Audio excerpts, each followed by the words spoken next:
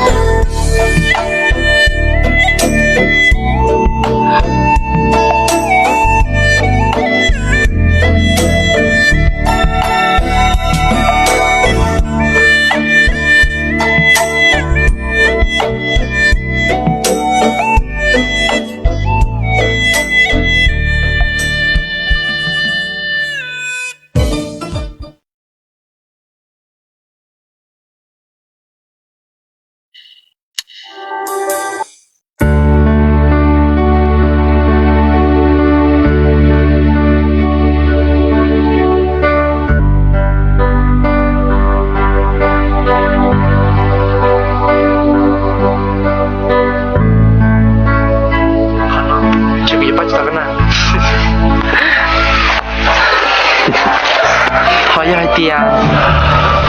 mình nhớ có mà chị cũng mà lịch sai tia chị pujian tuta, rajan tuta.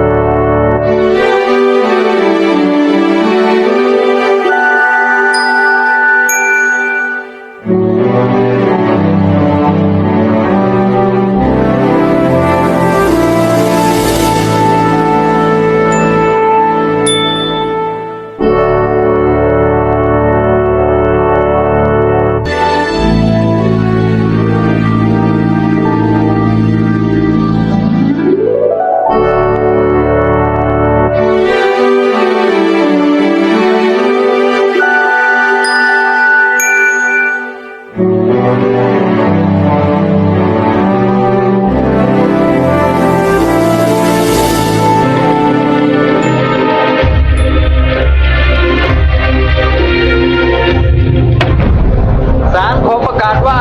นายเม้งด้วยว่าฝ่ายจำเลยเป็นผู้บริสุทธิ์ศาลขอประกาศปล่อยตัวจำเลยให้เป็นอิสระณบัดนี้ปิดคดีเลิกศาล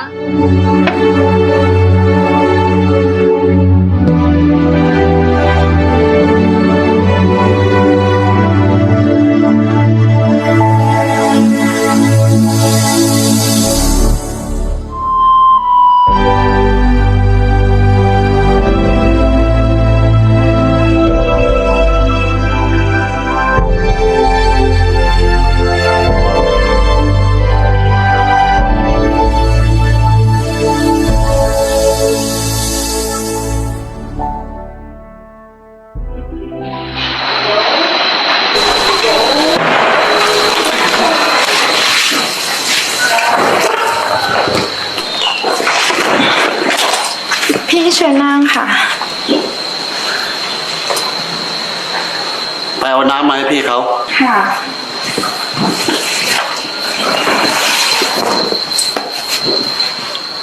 ป้ารู้สึกดีใจมาก ที่ได้ไถ่บาปให้กับตัวเอง และได้ช่วยทำให้เม่งกลับเป็นอิสระอีกครั้งหนึ่ง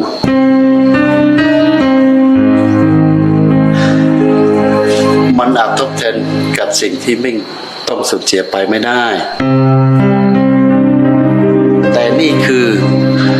สิ่งที่ป้าทำสู่ความสามารถแล้ว